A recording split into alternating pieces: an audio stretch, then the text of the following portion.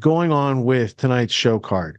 We got a variety of topics we got to cover. We're going to have to cover the things that kind of happen sequentially in the week. That way they don't get all mashed up in people's minds. So we're going to pretend like Kamala has not done the interview yet. The 27-minute interview, as of right now, it's not done because we're going to go back to like Monday, and then we'll get to Tuesday, and then we'll get to the interview day soon enough. All right, so we're going to hear about Kamala before the interview with Mark Dice. We're going to hear about Zuckerberg has said a lot of things that made CNN upset now. He's letting the cat out of the bag. He said the Biden administration asked them to censor on all that COVID information. And so we're going to see Robbie Suave cover that. And then real quick, it's a Reuters clip. Trump faces new indictment in election subversion case. Oh, well, they've got my interest. Let's see how that works out. And while we're playing this block, I will actually fix my lower third so you guys know and remember who I am and what to do. All right, let's go to Mark Dice. First, Kamala Harris stole Donald Trump's idea for no tax on tips and portrayed it as if it was her own plan. Then, after he proposed a $5,000 child tax credit to new parents, she proposed a $6,000 child tax credit, again, claiming it was her original idea. I mean, what's next? Is she going to propose building the border wall, which she and all the other Democrats have opposed for years? Ha ha ha! Oh, wait, what's this? Harris flip-flops on building the border wall. If she's elected president, Camel-Face Harris pledges to spend hundreds of millions of dollars on the wall along the southern border, a project she once opposed and called un-American during the Trump administration. She didn't just call it un-American. She said numerous times that it was, quote, a complete waste of taxpayer money, and it won't make us any safer. Here's another one from 2018. In just 12 hours, a Trump shutdown is possible. Let me be clear. I will vote against funding Trump's wasteful border wall. She tweeted about Trump's border wall over the years more times than Joe Biden can finish a complete sentence. Funding Trump's unrealistic border wall would be a gross misuse of taxpayer money, she said, back in 2018 again. Instead of wasting money on a concrete border wall, let's spend that money on infrastructure, healthcare, and tackling climate change. Trump's border wall would be an absolute waste of taxpayer money. I won't support it. It just goes on and on and on. But we got more than tweets, thanks to the power of the internet. We got video. And folks, on the subject of transnational gangs, let's be perfectly clear. The president's medieval vanity project is not going to stop them. This issue is about a vanity project for this president. Right. And it is a problem of his own making. Right. And listen, when I travel this country, folks have plenty enough problems that they need their president to focus on, instead of a wall that, by the way, because I was a prosecutor for many years. That, by the way, would keep out millions and millions of the criminal invaders that have, well, been allowed to invade our country under the Biden administration. That wall ain't gonna stop them. No.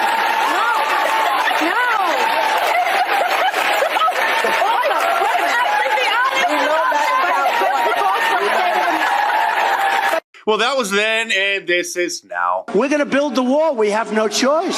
We have no choice. Just a few weeks ago, J.D. Vance predicted that she would do this. Although, I don't think he was actually making a serious prediction. I think he was just being sarcastic about all the Trump policies that she was stealing and then portraying as her own. Posting on August 16th, Kamala Harris will soon propose that we finish the border wall and make America great again. No one should be fooled by the fake campaign copying President Trump's vision. The difference is Trump actually lowered prices as president. Harris is in power now and does nothing. Of course, her running mate, Tampon Tim, like all of the Marxist Democrats, opposed the border wall, even saying this. I think seeing a plan that's out there, talking about it with folks, knowing that he's not going to do anything. He talks about this wall. I always say, let me know how high it is. If it's 25 feet, then I'll invest in the 30-foot ladder factory. That's not how you stop this. Actually, it's part of the plan to stop it. The other part is to actually deport the criminal invaders who make it across. Instead of just welcoming them in America and then giving them a court date 7 to 10 years in the future and then allowing them to have anchor babies who then become American citizens, and then the parents will never be deported. Oh, and I almost forgot, she stole another one of Donald Trump's ideas. Listen to this. Donald Trump, back in May of 2020, will cap costs at just $35 a month per type of insulin, and some plans may offer it free. So for everybody that was getting ripped off and paying tremendous prices, senior citizens, is a tremendous saving. It is President Biden and I that took on Big Pharma and finally capped the cost of insulin for our seniors at $35 a month. But Donald Trump and his running mate intend to get rid of our $35 cap on insulin.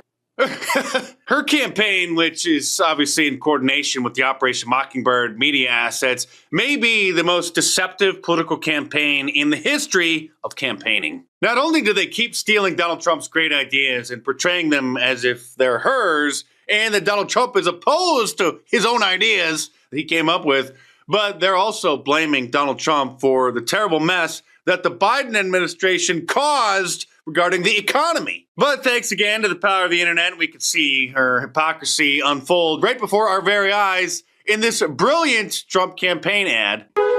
Everyday prices are too high. Food, rent, gas, back to school clothes. That is called Bidenomics. A loaf of bread costs 50% more today. Ground beef is up almost 50%. There's not much left at the end of the month. Bidenomics is working. The price of housing has gone up. It feels so hard to just be able to get ahead. And we are very proud of Bidenomics. And now she's even flip-flopping on the Marxist Democrat plan that she supported for years to ban gas-powered vehicles and mandate that all cars in the next 25 years are electric cars. In fact, if that sounds crazy, California has already banned gas lawnmowers, the sale of new gas lawnmowers and gas leaf blowers and gas hedge trimmers. So if anybody has any in stock, they're still allowed to sell them, but they're not allowed to make any more or import any into the state. While homeowners and businesses will still be permitted to use this gas-powered equipment after 2024, they will no longer be able to purchase them. And now Camel Face and Tampon Tim are scheduled to sit down for a pre-recorded interview with the Clown News Network tomorrow. So we'll see how that's going to go. She wouldn't do the interview by herself. It had to be a joint interview so that when she's fumbling over her answers or doesn't know what she's talking about, which is most of the time, then Tampon Tim can tag team in and try to save the day. And because I watch CNN so that you don't have to, I will sit through the entire interview and watch it, and I will report back if anything interesting comes out of it. But you owe me for this, so order some shirts from my online store at markdice.com to sponsor my channel and support my work, like the new Wanted for President Western Edition, which is obviously in the style of an old-fashioned wanted poster with President.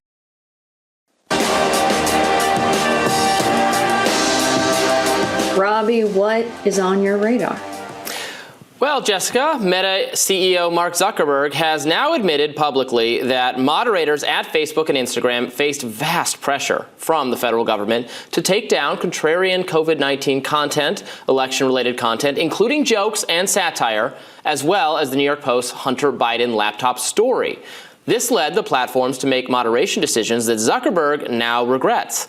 I believe the government pressure was wrong, and I regret that we were not more outspoken about it, wrote Zuckerberg in a letter to the House Judiciary Committee, which is investigating suppression of speech on social media.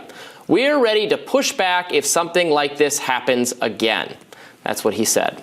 This is a welcome development, although not everybody who previously complained about the company's moderation policies is happy about it. Venture capitalist Eric Weinstein, for instance, opined that Zuckerberg's wealth should be distributed to those he targeted and wronged as recompense for what occurred under his watch. That's some serious victim blaming, in my opinion. Zuckerberg's critics like to pretend that standing up to the federal government would have been an easy choice. Obviously, it wasn't. President Joe Biden accused Facebook of killing people. Remember that? And he implied that he would call for congressional action to punish the company if it did not fall in line. Let's watch. COVID misinformation. On COVID misinformation, what's your message to platforms like Facebook? They're killing people. I mean, look, the only pandemic we have is among the unvaccinated. And they're killing people.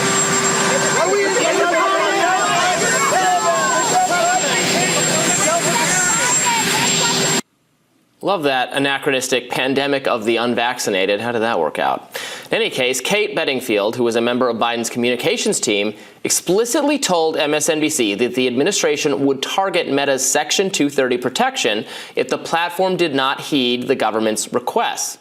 Now, it wasn't as if Republicans had been offering incentives for Zuckerberg and other tech CEOs to act bravely. They weren't lining up to defend them. On the contrary, many in the GOP were just as eager to abolish Section 230 as their Democratic counterparts. Former President Donald Trump, current Republican vice presidential candidate J.D. Vance, Senator Josh Hawley, many others have all inveighed against this law. And I say this is foolishness. Now, as a reminder of what Section 230 is, it's the federal statute that makes social media possible. Enacted in 1996 as part of the Communications Decency Act, the law establishes that internet websites are not, generally speaking, liable for third-party generated content. In a nutshell, this means that if a user writes something libelous on Facebook, that person can be sued. Facebook cannot be sued. It's impossible to overstate the importance of this legal protection. If websites were held liable for all content, they would become significantly more restrictive. It's no surprise then that prominent Democrats universally in support of removing Section 230 protection. They think social media companies do not moderate enough content and that more ought to be done to curb so-called hate speech and misinformation. They correctly surmise that one way to encourage even more heavy-handed moderation would be to eliminate Section 230, thus stripping social media sites of their protection from frivolous lawsuits. Democrats understand that the rise of social media has been a positive development for conservative, independent, libertarian, contrarian, and alternative media ecosystems. The swiftest way to destroy these ecosystems will be to deprive the platforms of their legal shield. That's why the threats from the Biden administration were so very serious. For Meta, X, Google, and other tech giants, there was a very real possibility that censorship-minded Democrats and misguided tech-phobic Republicans would come together and approve federal legislation to punish social media sites. Many in the GOP were perfectly willing to abandon free market principles, join with Democrats in going after Zuckerberg. So is it any surprise then that Meta, lacking allies, was reluctant to tell the feds to buzz off? Meanwhile, the worst reaction to Zuckerberg's letter came courtesy of, you guessed it, CNN, which headlined the news write-up of the development in this manner: Mark Zuckerberg's election season gift to Republicans. The article continues, Mark Zuckerberg is handing Republicans political victories ahead of the 2024 presidential election, acquiescing to years of GOP grievances over his company's policies. That's according to CNN's John Passantino, a deputy managing editor. According to that article's framing, the federal pressure campaign directed at Zuckerberg was not the real problem. The real problem was Zuckerberg revealed the existence of the pressure campaign. He said the quiet part out loud. Passantino seems to suggest that it was bad to expose efforts by federal bureaucrats to browbeat social media companies into removing provocative content. He writes, quote, the letter was immediately weaponized by Trump. Oh no, not that. If Zuckerberg's letter is a potent weapon for Republicans, perhaps the Biden administration deserves some blame for equipping them with it. They didn't have to do that. Incessantly pestering social media companies in a manner that raises fundamental First Amendment questions was a choice, and it was a bad one. And I think it's telling that CNN has little to say about that, would rather complain that Zuckerberg, at long last, has had enough and is speaking out. Gift to Republicans indeed. So I thought the framing of that article was just totally wrong. It shows the limited way CNN and other mainstream outlets think that, like, here's an important development where the CEO of the company admits that there was vast censorship that occurred on the platform that he regrets, that was motivated by the information he got from the feds that he would not do again. That's a huge story. It confirms a lot of what we have reported on our show, what friends of the show like Matt Taibbi and Michael Schellenberger have reported on. The paranoia about the federal overreach justified. CNN doesn't think that's the story. The story is, well, Republicans are going to pounce. Republicans are going to use this to benefit themselves. Well, is it a legitimate thing for them to be mad about? Yes, it is. Yeah, I think it's a poison in our society that any news is looked at. Who is this good for? The right or the left? Democrats or Republicans? Trump or Kamala Harris? Instead of just what is good for society. Is this bad? Should people in power fix this? Should people in power be doing this? And it reminds me of TikTok. And I think that a big reason TikTok became the target of Congress and the government to ban is because it's very likely they wouldn't play ball when it came to censorship. And I think it's really telling that leaders of the ADL were caught on a leaked audio saying we have a TikTok problem in reference to how many pro-Palestine posts were on the app and how they outnumbered posts that were in defense of what the IDF was doing in Gaza. And so at the end of the day, if the government has a particular narrative they want to push, and they're willing to label anything that's unfavorable to the U.S. position as un-American or disinformation or misinformation, that's a really scary place to be in politically. And it's bad when Republicans do it. Republican administrations, I'm sure, did this under 9/11. Democratic administrations have done this under COVID-19. And I'm sure in some years we're going to see some evidence as to what this looked like around the U.S. support of Israel. So it's very scary that the solution was just to get rid of TikTok. It's good Mark Zuckerberg is speaking up about this and saying we've got to change how we do it. How this happened was wrong. Yes, indeed. All right, we'll be back with more Rising right after this. Former President Donald Trump was hit with a new 36-page indictment on Tuesday related to his effort to overturn his 2020 election defeat. The new indictment was obtained by U.S. Special Counsel Jack Smith's team after narrowing their approach to the election subversion case, following a U.S. Supreme Court ruling that former presidents have broad immunity from criminal prosecution. The revised indictment lays out the same 4 charges it brought against Trump last year, but it focuses on his role as a political candidate seeking re-election, rather than as the president at the time. The new reworked indictment no longer includes allegations that Trump sought to pressure the U.S. Justice Department in his bid to overturn the election. Dropping those allegations appeared to be an effort to keep the prosecution alive, after the Supreme Court found on July 1st that Trump could not be prosecuted for that conduct. A Justice Department spokesman said the case was presented to a new grand jury, which had not heard evidence from the original case. Attorneys for Trump did not immediately respond to a request for comment.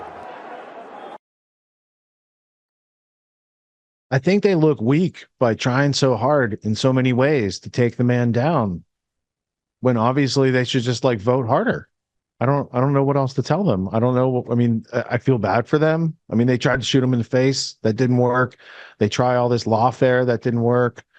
They're trying more lawfare. It's still not working. They're trying to take him off the ballot. They're trying to not remove RFK Jr. so that he competes against Trump in the swing states. It's all very weak. It's not their arguments winning the day whatsoever. If you guys are so right, just win with the arguments. But they don't do that because they're the party of slavery. By the way, we're going to get into that because if you look at the history of being gaslit by the Democratic Party, people of color should know that the Democratic Party traditionally was the party that backed the Confederacy, that went against the Union, that assassinated Abraham Lincoln, that to this day has their people under a type of Stockholm syndrome, and they do that with repetition through the media. MSNBC, CNN, those types of places really have people convinced that Orange Man bad, he's a threat to democracy, et cetera, and that we should just let the nice lady from India, with a Jamaican dad. That's the coolest part. She's got a Jamaican dad who's a Marxist, which isn't so cool. When it comes to economics, I don't even understand how Marxist economist works, because the economics of Marxism is plunder. It's predation. It's theft of your production. So I don't see why it's a popular idea unless you have people who are so dumb they don't know the difference. And that could be a problem for educated people and our rights. So anyway, let's get into the next block. We're going to learn a little bit more about the events of the week. We are going to get in to see the stunning, exemplary example of the interview science conducted by CNN on Kamala Harris. And they did it so efficiently, it only took 27 minutes, and it won't even take us that long to get the gist and make fun of it, because this is a news/comedy show, because First Amendment works that way. All right, let's go to the next block. We're going to kick off. We are going back to, we have exclusive footage. Obama betrays Biden. Try not to cry. That's the title of it. Then we're going to Kim Iverson about the Justice League 2.0, RFK Jr. and Tulsi added to Trump transition team. It's not the type of transition that they would talk about on CNN or MSNBC. Different type of transition in this case. And then we're going back to Mark Dice. He does a review of what he calls a train wreck interview. I'm not sure if that's a good thing or a bad thing. And then we are going to see Jimmy Dore scathing breakdown of Kamala's CNN interview. And it is, I have seen this clip. It is hilarious, which is why I want to share it with you guys, because you guys are really cool. All right, let's go to the first clip and dig into these stories. What's Joe going to do? Is he going to stay in the race? Is he going to drop out? What's he going to do? Well, here's my answer. I am running and going to win again. We do not need 4 more years of bluster and bumbling and chaos. Come on, man. We have seen that movie before, and we all know that the sequel is usually worse. Come on, man. America's ready for a new chapter. Come on, man. America's ready for a better story. Come on, man. We are ready for a president, Kamala Harris. Come on, man. I've given my heart and soul to our nation. And they have nominated Coach Walz and me to be the next Vice President and President of the United States of America.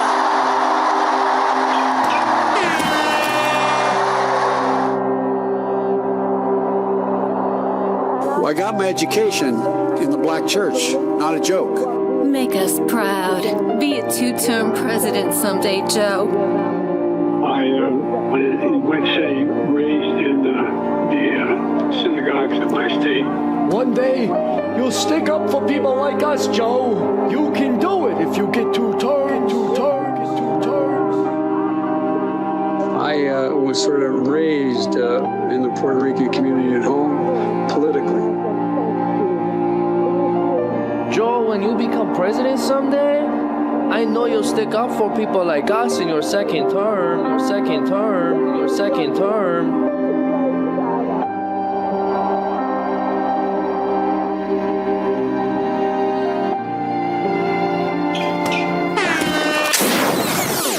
Become a member at freedomtunes.com for exclusive cartoons. All right, so pretty big news that I think is going to sway a lot of voters over to the Trump camp. Trump didn't just grab endorsements from RFK Jr. and Tulsi. He officially added them to his presidential transition team, okay? This means that they will help select the next government. This is actually huge news. Here's the story of the New York Times. Trump to put Kennedy and Gabbard on his transition team. Donald J. Trump plans to name his former rival, Robert F. Kennedy Jr. and Tulsi Gabbard, a one-time Democrat, as honorary co-chairs of a presidential transition team that will help him select the policies and personnel of any second Trump administration, according to a campaign senior advisor. This is actually really big news, because you know that RFK Jr. and Tulsi are not going to be okay with certain people that Trump surrounded himself with the first time around. And maybe Trump has learned a lot of lessons from that first time around. Maybe he's realizing, you know, I put in guys like Mike Pompeo, I put in guys like John Bolton. He put in a lot of people that he thought he could trust, and ultimately they ended up being just establishment actors, really hawkish, really warmongery. So with RFK Jr. and Tulsi being part of the transition team, you could bet that he's going to be putting in a lot of those truly anti-war. Not when it comes to Israel, I get it. That's going to be the one, that's the big caveat. That's the big elephant in the room with all of them, is that they're going to be still very staunchly pro-Israel. But they might try to avoid war with Iran. They might be on the page of, look, we don't want to go down that path. We don't want to antagonize the Middle East. We want peace. If they're pro-peace and they want to do whatever it takes to be peaceful, even if they're going to be super pro-Israel, okay. But this will still be a major, I think, shakeup for the next White House if Trump actually wins. And I think this is going to get, I think a lot of people are going to vote for him now that they're hearing this. Here is Kennedy talking about it on Tucker Carlson's show. I'm going to work to get him elected, and you know, I'm working with the campaign. We're working on policy issues together. I've been asked to go onto the transition team, and you know, to help pick the people who will be running the government And I'm looking forward to that. And I'm going to fight. I don't know what would happen to me if we lose. Well, that's kind of it. I mean, a lot of people I know personally and I'm friends with have gone to prison. One of them's in prison right now, Pavel Durov. There are others. Like, what happens if he loses to you? If Trump loses and Kamala Harris becomes president? Oh, I don't know. But I mean, I never really think about that. What I think is, okay, here's what I got to do today. And, get up every day and say, reporting for duty, sir, and then go do that. And, nothing's a crisis. Everything's a task, right? And so that's what I'm going to be, kind of a happy warrior. I know what I have to do, so I'm going to do it. Good for him. Good for him. His family has come out just being really awful. Kerry Kennedy, his sister, came out and said, I disavow and I disassociate myself with Robert F. Kennedy Jr. He's shaming the family and dragging my father's name through the mud, basically, is what she was saying. And not only are they disagreeing with him politically, but they're saying that they're basically disowning him as a family member. He's going up against a lot. This is a man who is not afraid to battle. He is a true, look, I know we do not agree when it comes to Israel at all. There's something going on there when it comes to Israel and why so many of these people who used to have a more measured stance, like Tulsi Gabbard, who back in, if you read her tweets from 2017, 2018, she was pro-peace for the two sides. She actually advocated for human rights for Palestinians, suddenly changes her tune quite a bit. And now she's staunchly pro-Israel. Same thing with RFK Jr. He just has taken an extremely pro-Israel stance. That is, I get it. None of us can really fully understand that or grasp what has gone on there. I personally think, they don't need to blackmail a person individually and say, look, we've got all this bad stuff on you. You flew on Epstein's plane 3 times.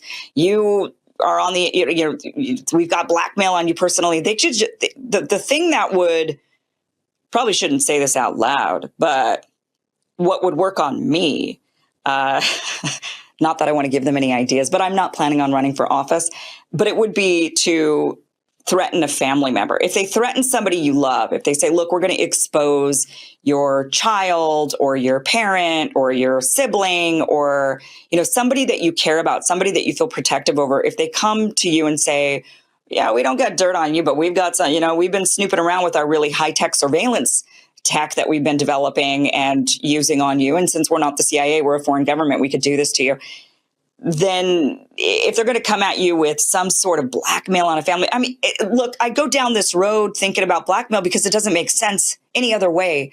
Why Tulsi and RFK Jr. are suddenly super pro-Israel, or maybe RFK has been pro-Israel for a really long time. It just goes against all of the other stances. It just doesn't make sense. And it doesn't make sense even for people who are working on his campaign. Maybe they're still working on his campaign, because I'm not sure what's going on with that. I don't know if he still has a campaign that's running, that has people working for it, or if he's completely suspended the operation entirely. I guess I should find that out. But, a lot of people are really confused by his stance. That's the one thing that is just completely inconsistent. Totally and completely inconsistent. Now, with Trump, it's also inconsistent, but Jared Kushner is his son-in-law. And Jared Kushner makes a lot of money off of settlements being built in the West Bank. And Jared Kushner his family's very good friends with Benjamin Netanyahu. And Jared Kushner is a raging Zionist. So I could understand why Trump would, from his family ties, want to do things to help his favorite child, Ivanka, and her husband and their children. That maybe makes some sense, I guess. But anyway, I digress. Them still being on the transition team, even though there's that pro-Israel inconsistency, the rest of it could end up with, we could end up with a seriously anti-intervention, anti-regime change, a government that is really going to steer us away from the hot war we're staring down with Russia. And a government that is also looking at making peace with enemies. That's who you make peace with, not your friends. You don't need to make peace with your friends. We need to make peace with enemies. And here are people, a group of people who are willing to sit down with the other side and hear them out. Remember, Tulsi famously went and sat down with Assad and had a meeting with them. And people criticized her for that. Dennis Kucinich went with her. There were people that believe in peace. Robert F. Kennedy Jr. believes in that peace. Trump sat down with Kim Jong-un, met with Kim Jong-un. These are people that I think, despite the big elephant in the room, they, on every other point with foreign policy, would be way better. And I mean leaps and bounds better than where we're at right now. Leaps and bounds better. And from there, when that path is paved, maybe we get an even better one next time. As that precedent is set, as people are starting to think in that way, if we had a Trump administration for 4 years, paving the way towards these peaceful interactions with countries that were once adversaries, we might end up with the next group of, because it's not going to be Biden or Trump, maybe Kamala Harris, doubt it if she loses. It'd probably be somebody else at the Democrats. Maybe by then it would be AOC. Right? It looks like they're really, truly grooming her for that. We could end up with the next generation, the next round being also going down that path, realizing that it's extremely popular with the American base. All right, let's play another clip from this. Kennedy goes on to talk about Mike Pompeo. Now, this is somebody I absolutely hope that with Trump and with Trump selecting RFK Jr. and Tulsi as part of the transition team, my hope is Mike Pompeo is thrown out of the arena and told he is no longer welcome. Him and guys like John Bolton. We do not need these people around. Mike Pompeo was somebody who tried to kill Julian Assange. He would not allow, Trump wanted to pardon Julian or drop the charges against Julian Assange. And Mike Pompeo said, don't you dare. Highly protective of the CIA. Loves the CIA, does anything to protect the CIA and all of the CIA secrets. This is not somebody we want around. He's deep state. He is the actual walking embodiment of what deep state is. And yet Trump made him Secretary of State. Remember that. So hopefully this new team would make it to where that doesn't happen again. So here's RFK Jr. talking about CIA Director Mike Pompeo begging Donald Trump. He said that Trump told him, Mike Pompeo begged him to not release the assassination files of his uncle, JFK. Watch this. I was astonished that Trump didn't declassify him because he promised to during the campaign. That was Mike Pompeo who did that. Yeah, and that I talked to President Trump for the first time about that this week. And what did he say? He said that Mike Pompeo begged him to. And I don't think I'm telling tales out of school here. No, I think he told the same thing to you. That's true. But he said Mike Pompeo called him and said this would be a catastrophe to release these. You need to not do it. Somebody get rid of Mike Pompeo. And I mean, I'm not talking about violence or anything like that, but just make sure this guy cannot step anywhere near any government or the CIA at all. We don't need these types of secrets. This was not the first time this was mentioned. RFK Jr. actually appeared on Tucker Carlson about a year ago, and they talked about the same thing. Watch this. He said, when I was at the CIA, I did not do what I should have done to fix that agency. And he said, and he was expressing regret. And he said, and then he turned to me and looked me dead in the eye. And he said, the entire upper echelon of that agency is made up of individuals who do not believe in the democratic institutions of the United States of America. That's a quote. And but so it was Mike Pompeo who convinced Trump not to release the file. And it was a guy who worked for Mike Pompeo texted me the day after I revealed that those files showed CIA complicity in your uncle's death, which they do, because I talked to someone who read them. And I said that on Fox News, and I got a text from a guy who works for Mike Pompeo informing me that I had just broken federal law, and that anyone who had told me that was a felon because we had revealed classified information. And I said, wait a second, that classified information suggests the U.S. government was involved in the murder of an American president.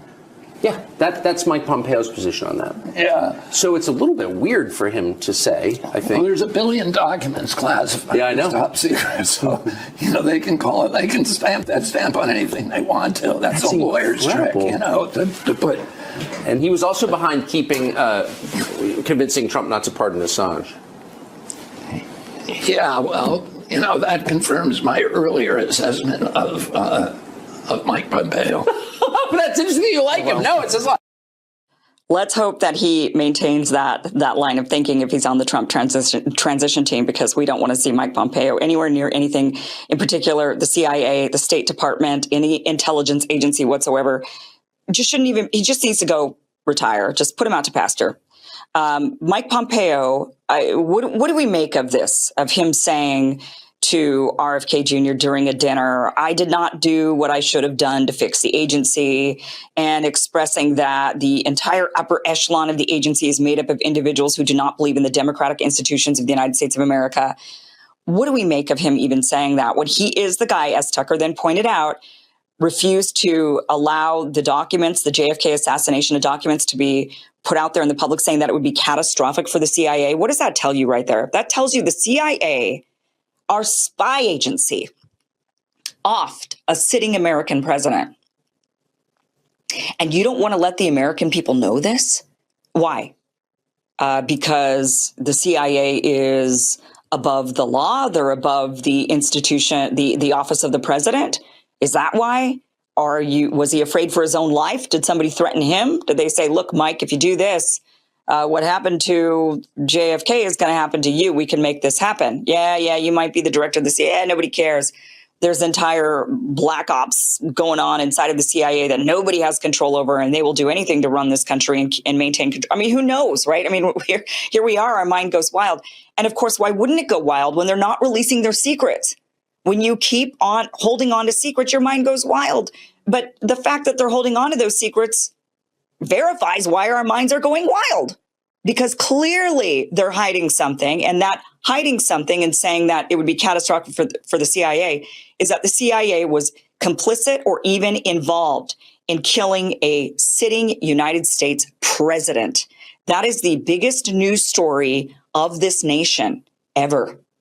That would be the finding out that our spy agency killed a sitting president would be the greatest scandal that has ever hit this country. Of all the scandals, of all the news stories, that would be the biggest. But of course, when the documents came out that showed the CIA was complicit to some level, it barely made headline news. In fact, I don't even know if it made a single headline. People were talking about it in independent media, but the rest of the media just turned a blind eye to it. Why is that? Because we've known for a long time, there have been reports coming from people who are in the know that the mainstream media, the New York Times, the Washington Post, all these mainstream media outlets have CIA embedded in them, or they're taking directives from the CIA. They're CIA ops.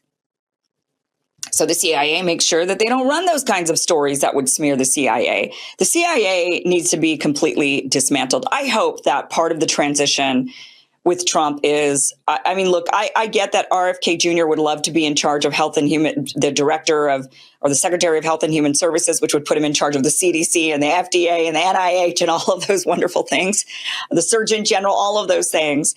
That would be great to see him in that role. I think, though, he could find somebody else who's aligned with him and his way of thinking that could actually be in that role. And I would love to see RFK Jr. I would love to see him as the director of the CIA.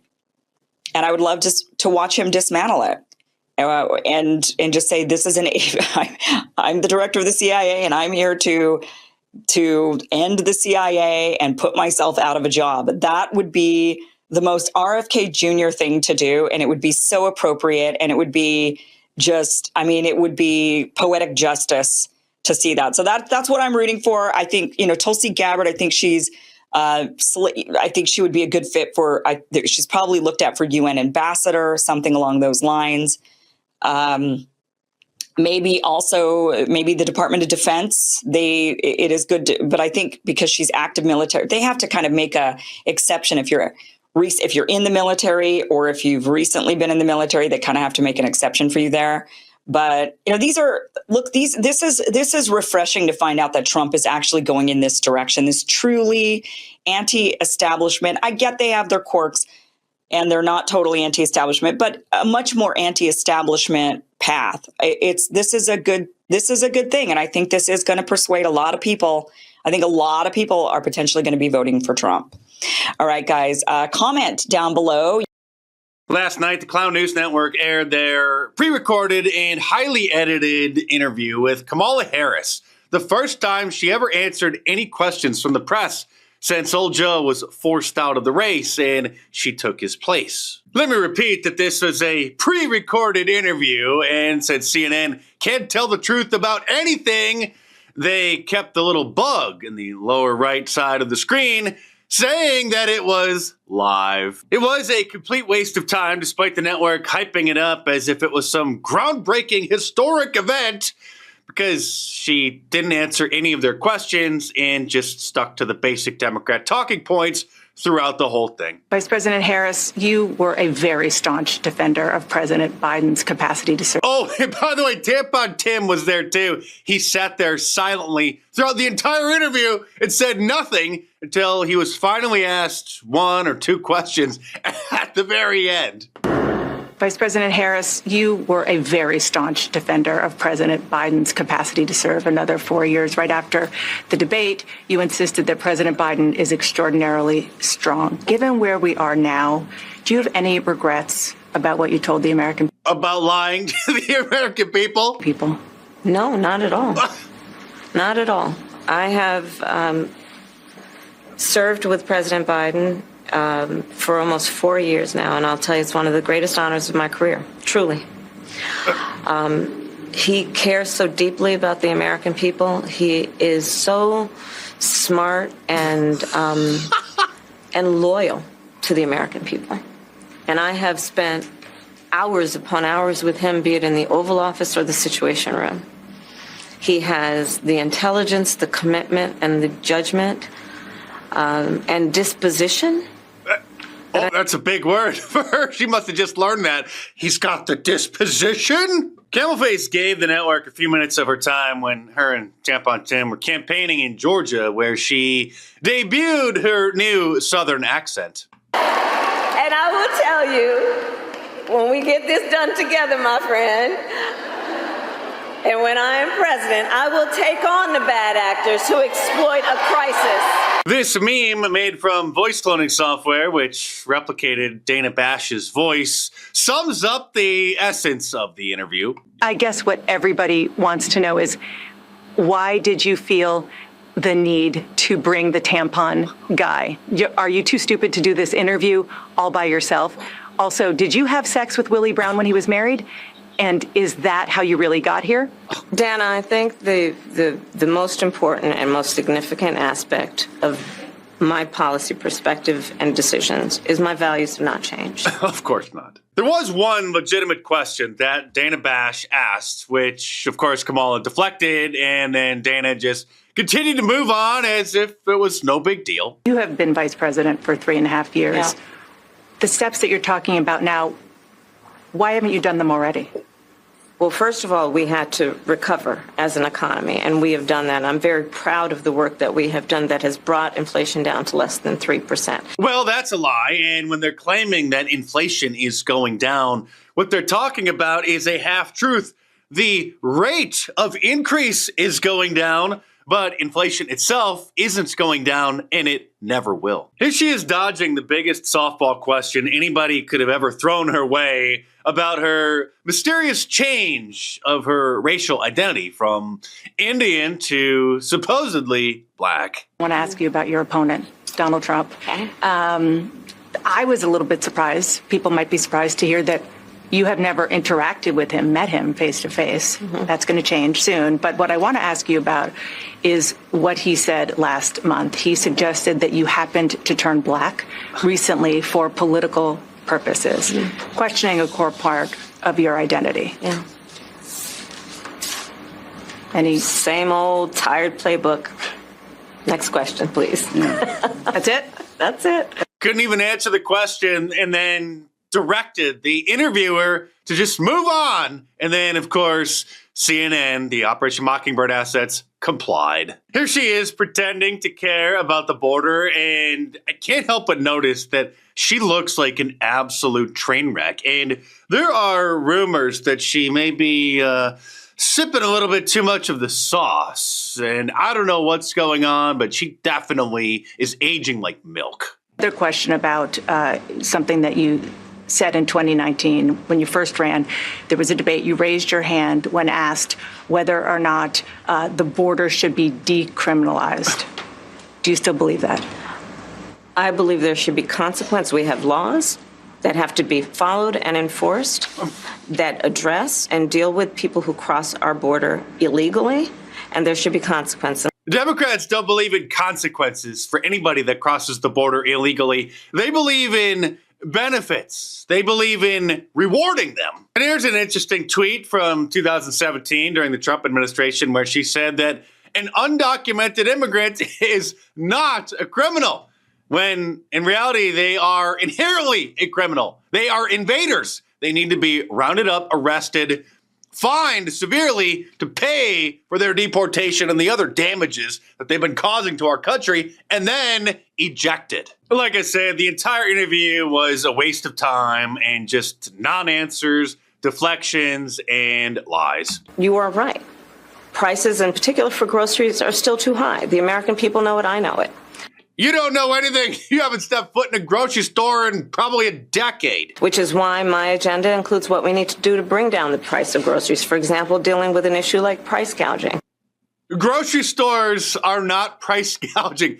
Grocery stores have probably the lowest profit margin of any business in the world. All right, that's enough. There's only so much a man can take. Thank God it's Friday, and I launched a new Wanted for President shirt.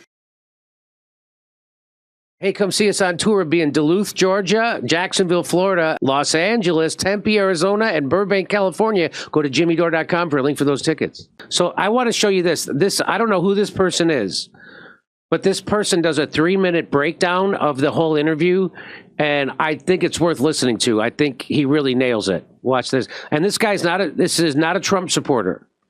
I know that much. You could, Kurt says he can tell. Yeah. But watch this. Well, my friends, Kamala's first interview was an utter calamity. It was also incredibly boring. I would have rather gotten a colonoscopy, but I do it for you guys. I'm a martyr. I do it for you. Now, let me start off by saying the bar is so low, it's in the 7th ring of hell. I wasn't expecting much from Kamala Harris, but I was expecting a little bit better. She's had 40 days to prepare. Kamala Harris answered those questions like she'd just been pulled over by Highway Patrol and was asked to take a breathalyzer and walk in a straight line. Like, ma'am, did you step out of the car? And she's like, my values haven't changed because they're my values. I'm going to start calling Kamala Anna Nicole Harris. The way she was talking, it was like, I've been very clear. I love fracking. I've been clear since 2020 that I stand by fracking down. Kamala Harris had 40 days to prepare, and she did not give one clear, cogent, substantive answer the entire time. One thing I found incredibly ridiculous is asking Kamala Harris what she wants to do on day one. What do you want to do when you get into office? She's been vice president for almost 4 years. I also felt like Dana, whatever, was leading the witness. She was like, Kamala, did you do this because of A, B, or C? This is not the SAT multiple choice section. She's running for president of the United States. Ask her a question and let her answer. Now, Kamala Harris, she's supposed to have the best people around her with all these years of political experience, but let me tell you one mistake they made. Their biggest mistake is that they waited 40 days to do a sit-down interview. Had she been doing regular interviews, the stakes wouldn't have been that high. It wouldn't have been such a big deal. She would have developed a rapport and a cadence with all of these journalists, but instead, we're all watching now with a fine-tooth comb. Now let's talk about Mr. Jazz Hands Tim Walz. He was there next to Kamala Harris the entire time, but he did not do much better. When he was asked if he lied about IVF or his military record, he said, well, you know, my wife says I don't have the best grammar sometimes. Sir, telling bold-faced lies and then saying, well, I could have had better grammar is the most ridiculous cop-out thing I've ever heard. You clowns had 40 days to prepare, and this is the best product you could come up with. Now, my most important question about the entire interview is this. Why are you guys sitting around a dark, dingy diner slumped over tables? Why don't you look presidential at all? Why are you not sitting down doing an official interview? Kamala, you're hunched over like this, waiting for a shot and a chaser. This whole thing was a calamity. If y'all were going to do your first interview in a diner, you should have gone to the Waffle House. That place is lit up like the Chrysler Building. I'm starting to think Joe Biden extended his vacation this week because he didn't want to be around at all to answer questions about Kamala's horrific interview. I mean, they really have her hunched over this table in a dark diner. She says she doesn't support the Green New Deal, but they were really saving some electricity having all the lights off. Something else that's laughable from the entire interview is that Kamala Harris wants to blame Donald Trump for all of America's issues. But if you look at the last 16 years, 12 of those years have had Democratic presidents. She really sat there and said, well, 10 years ago this started and 10 years ago that started. Sweetheart, Barack Obama was president 10 years ago. Get the girl a calculator. All right, my friends, we've got less than 70 days until the election. Thanks for liking and following. Drop a comment and tell me what you think about Kamala Harris. Okay, so I thought that was a very good breakdown. Pretty sharp. Look at how she looks like a tiny little baby person. It's such a weird thing to have her. So when I learned this when I would do the Young Turks, right? So they would always have a news desk and there'd be 4 people at it.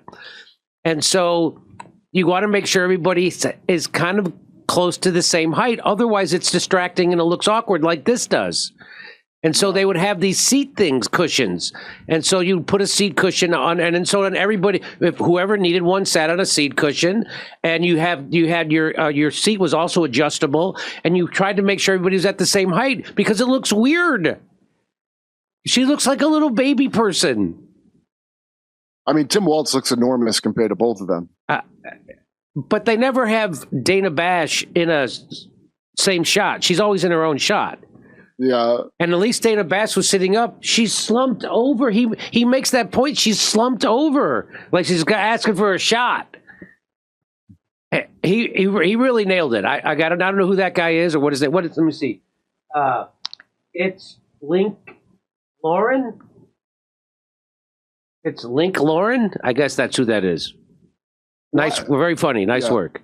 So there's got to be a place where she talks how she normally talks. Like somebody must have talked to her like a normal person at some point, right? I'm curious if there's anybody out there that has had a conversation with her. And where she talks like a normal person? Or just however she really is that we've never seen heretofore. So, I'm sure it's just her yelling at employees, I'll bet you. Yeah. Based on the turnover, you know?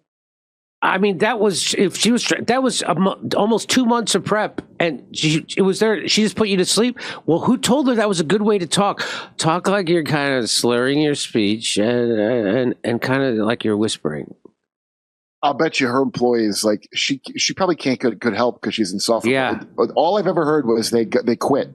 So that means no one's helping her. Something like 95% of her staff had turnover rate. Yeah. Hey, come see us on tour. We'll be in Duluth, Georgia.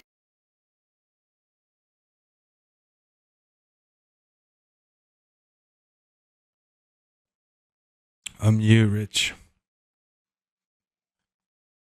All right. Still working the new buttons. I just set this up. All right. Excuses aside, Kamala's first interview had a lot of finer points. Like it went on for 27 minutes longer than any of her other interviews in the past 40 days. So like we could chalk that up, right? You didn't see her take a drink the whole interview. We could chalk that up.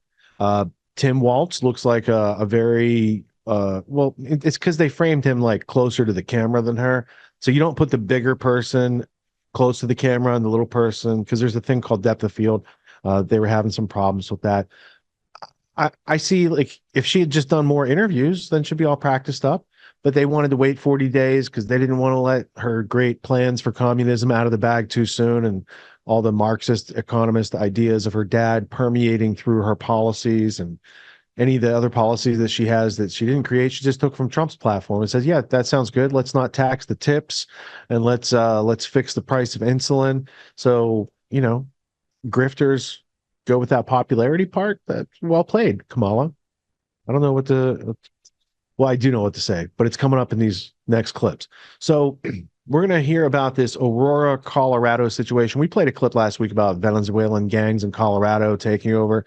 We have a clip for this week's time capsule. It comes from Really Graceful, and she has a short homage to the new landlords in those situations. And then if you look at the social media, there's claims out there that the Hells Angels are on their way to Aurora, Colorado, and it's going to be the beginning of civil war.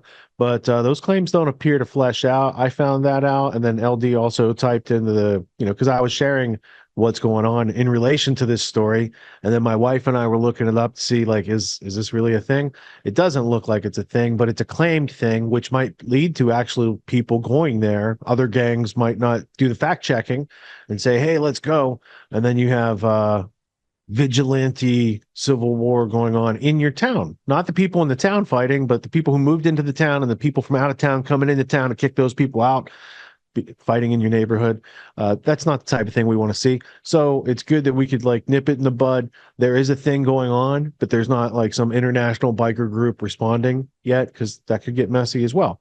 So does it need to be dealt with? I think so. If people come moving in your town and taking your stuff, that's wealth redistribution a la communism coming right in.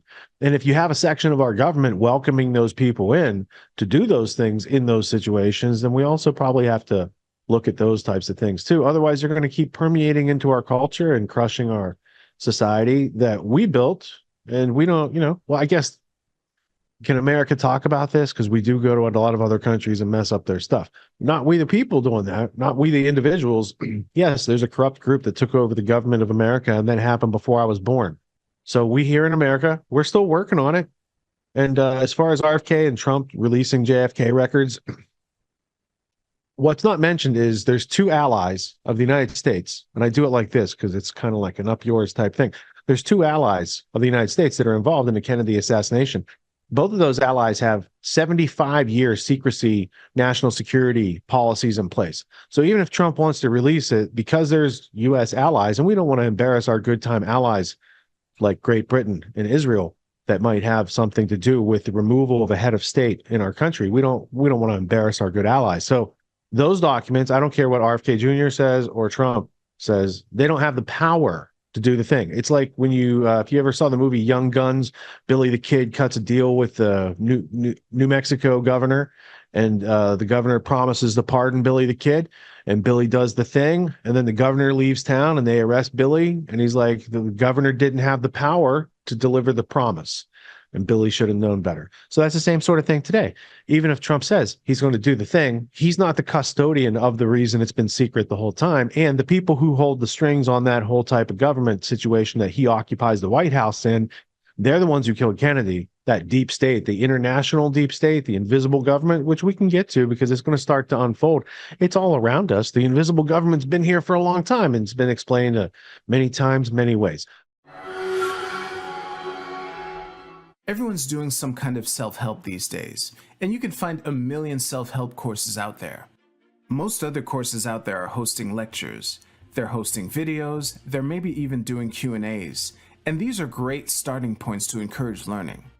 But at Autonomy, we believe that hands-on practice is the best way to really lock in what we're learning. There's no better way to gain confidence and mastery than through action. After each lecture, we practice the concepts we've learned with other students, giving and receiving feedback in a non-judgmental environment. The result is mastery of concepts like entrepreneurship, ethical sales, and self-reliance in an environment that directly translates to the real world. Plus, you make connections with other like-minded individuals who are learning right alongside you, and you have a lifetime membership in the community. The Autonomy course with Richard Grove equips you with confidence, competence, and courage in a world filled with confusion and noise. You can learn more at getautonomy.info. We'll see you there.